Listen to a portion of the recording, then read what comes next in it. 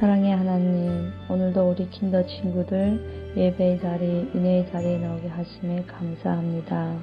주님의 사랑으로 자라나는 아이들이 좋은 친구와 믿음의 친구들을 만나기를 원합니다.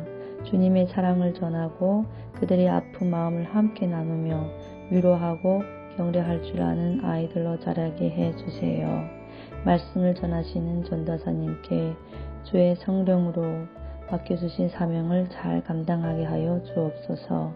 이 모든 말씀 예수님 이름으로 기도드렸습니다. 아멘. 사랑하는 킨더 친구들, 한 주 동안 건강하게 잘 지냈나요?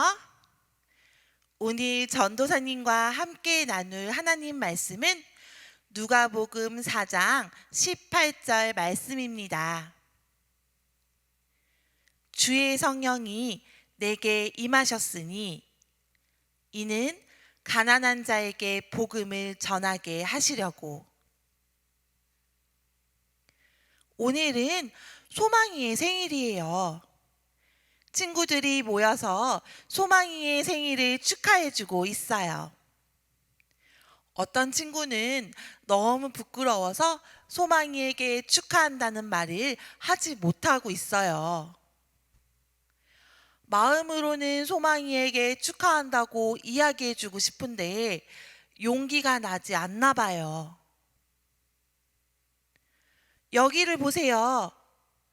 결국 이 친구는 엄마와 함께 소망이에게 가서 용기를 내어 축하한다고 이야기해 주었어요. 혼자라면 용기를 낼 수 없었던 말이었지만 엄마가 곁에 있어서 용기를 내서 이야기할 수 있었어요. 우리 킨더 친구들은 부끄러워지거나 용기가 없을 때 곁에서 힘이 되는 사람이 있나요? 그런데 친구들, 우리가 예수님을 전할 때에도 부끄러워지거나 용기가 없어질 수 있어요. 하지만 그럴 때마다 우리는 우리와 함께 하시며 도우시는 분이 계세요.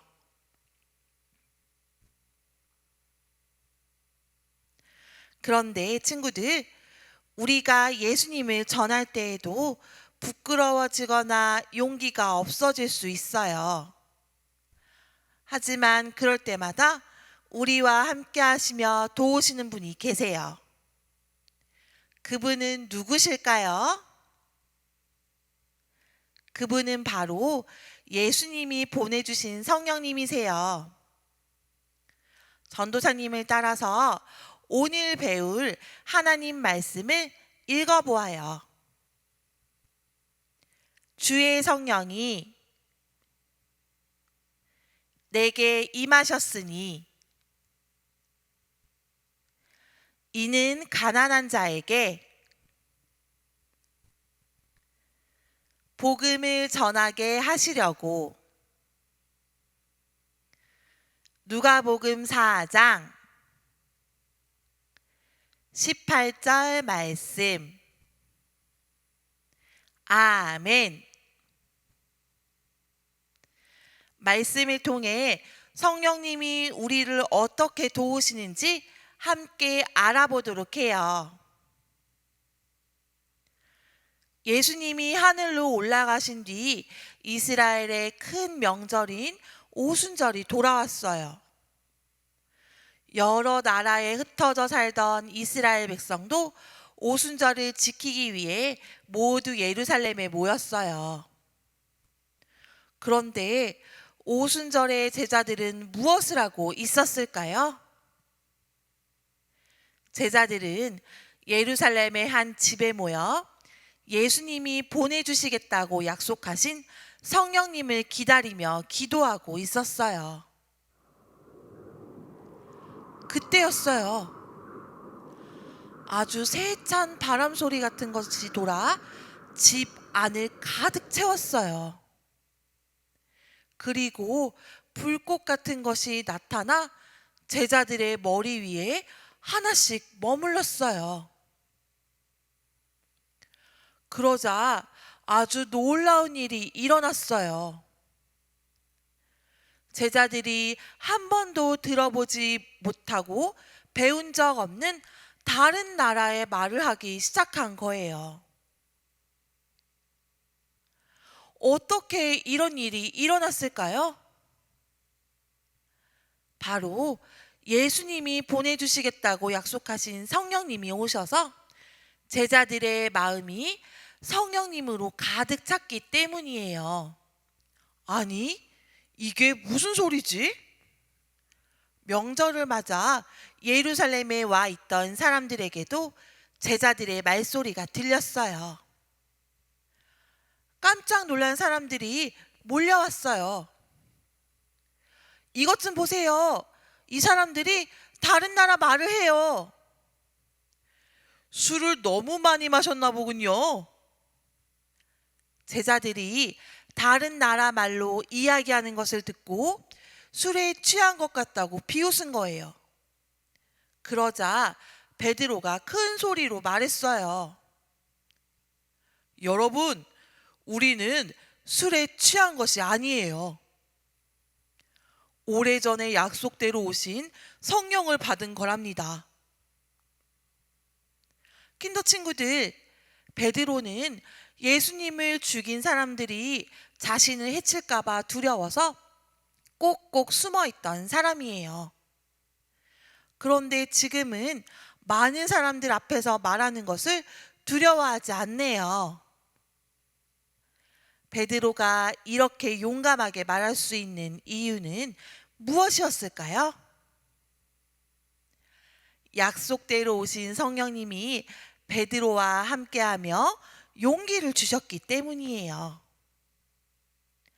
베드로는 더 이상 다른 사람들이 자신을 해칠까봐 두려워하지 않았어요. 숨지도 않았어요. 성령님과 함께 용감하게 복음을 전했어요. 복음은 하나님이신 예수님이 죄인인 우리를 구원하셨다는 기쁜 소식이에요. 베드로는 계속해서 외쳤어요. 예수님은 우리를 구원하기 위해 이 세상에 오셨지만 바로 여러분이 예수님을 십자가에 못 박혀 죽였습니다. 하지만 하나님이 예수님을 다시 살리셨어요. 우리는 다시 살아나신 예수님을 만났답니다. 이제 예수님은 하나님 곁으로 올라가셨고 약속대로 성령님을 보내주셨습니다. 베드로가 성령님과 함께 용감하게 복음을 전하자 그 복음을 들은 이스라엘 사람들은 마음이 찔렸어요. 그래서 베드로와 제자들에게 이렇게 물었어요. 그러면 우리는 이제 어떻게 해야 하나요? 지금까지 잘못한 것을 하나님께 고백하고 회개하세요. 그리고 예수님의 이름으로 세례를 받으세요. 그러면 여러분은 모든 죄를 용서받고 성령을 선물로 받을 수 있습니다. 베드로가 전하는 복음을 들은 이스라엘 사람들은 하나님께 자신의 죄를 고백하고 예수님의 이름으로 세례를 받았어요.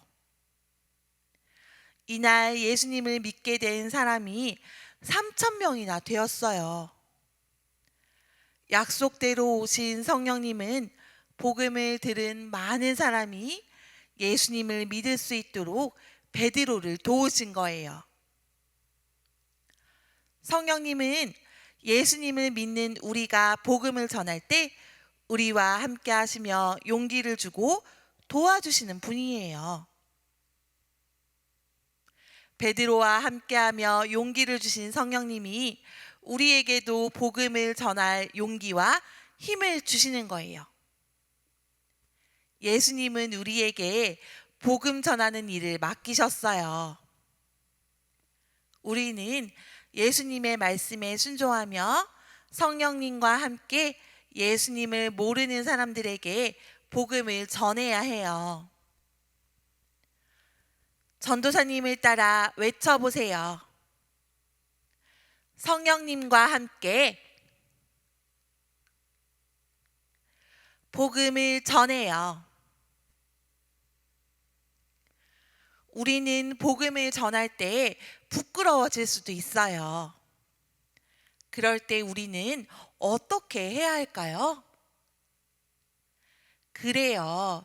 성령님께 용기를 구해야 해요. 전도사님을 따라서 다시 한번 큰 소리로 외쳐보아요. 성령님, 용기를 주세요.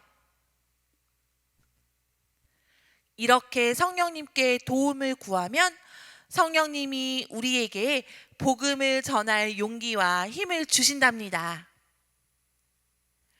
오늘 들은 말씀처럼 성령님과 함께하며 힘써 복음을 전하는 우리 킨더 친구들이 되기로 해요. 마지막으로 다 함께 다시 한번 외쳐보아요.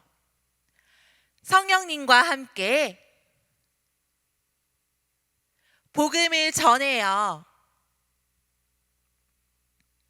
우리 함께 기도해요. 하나님 감사합니다.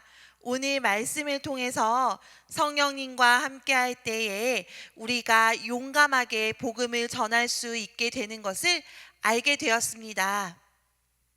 하나님, 베드로가 성령님과 함께할 때 용감하게 예수님을 전했던 것처럼 우리 친구들도 그 어디에서나 성령님께서 늘 함께 하시며 용감하게 예수님을 전할 수 있도록 도와주세요. 우리 친구들의 마음 가운데 성령님 늘 항상 함께 해주세요. 오늘 들은 말씀 잊지 않고 한 주를 살아갈 수 있도록 도와주세요. 예수님의 이름으로 기도합니다. 아멘.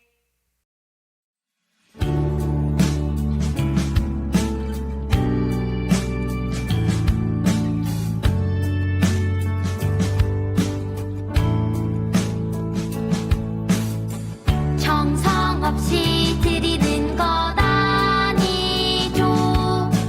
아낌없이 드릴래요. 나의 맘과 정성 다해 주님께 즐거이 헌신해요. 내 모든 소유